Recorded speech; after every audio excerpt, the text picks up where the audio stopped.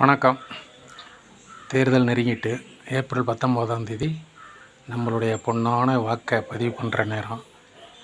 April 19 தேர்தல் நாள்.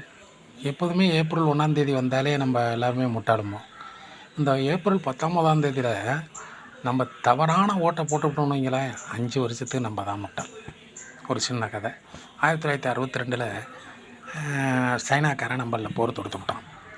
அப்போ இந்த மாதிரிலாம் நம்ம நாட்டுக்கான எக்யூப்மெண்ட்ஸ் எல்லாம் ஒன்றுமே கிடையாது, சோல்சரும் கிடையாது. அதனால் ஈஸியாக நம்ம ஆளுநர் அடிச்சுக்கிட்டு போயிட்டோம். ஏகப்பட்ட இராணுவ வீரர்கள் போயிட்டாங்க.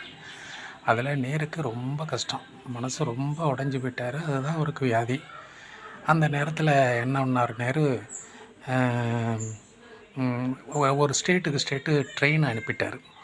ட்ரெயின் அனுப்பி இந்த விடுப்பில் போன இராணுவ வீரர்கள் புதுசாக சேர்றவங்க எல்லோரும் வாங்கப்பா அப்படின்ட்டாப்புல. எல்லாம் போயிட்டாங்க. அப்போ குஜராத்தில் ட்ரெயின் கிடக்குது.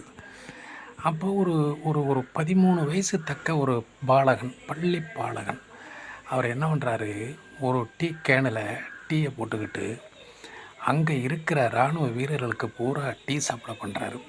எப்படி? அந்த டீ விற்றா தான் ஒரு 5-6 பேர் சாப்பிடலாம், குடும்பமே ஓட்டலாம். அந்த சூழ்நிலையில் இருக்கையிலையும் அந்த பள்ளி பாலகன், 13 வயசு பாலகன், அங்கே இருக்கிற இராணுவ வீரர்களுக்கு டீயை ஊற்றி கொடுத்துக்கிட்டு இருக்கார். எப்படி பாருங்கள், 13 வயசுலேயே ரத்தத்தில் ஊறிட்டு தேசபக்தியும் பற்றும், தேசப்பற்று தெய்வப்பற்று எல்லாமே அவர்கிட்ட இருக்குது. யார் அவர்? நம்ம நரேந்திர மோடி. உலகம் போற்றும் உத்தமர் நம்ம நரேந்திர மோடி தான் அந்த பாலகனாக இருந்தவர். 13 வயசு அப்போதைய அவருக்கு.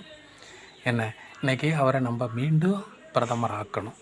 மீண்டும் ஒரு 5 வருஷத்துக்கு பிரதமர் ஆக்கினா இந்த நாடு அப்துல் கலாம் கண்ட கனவை நிறைவேற்றிடும்.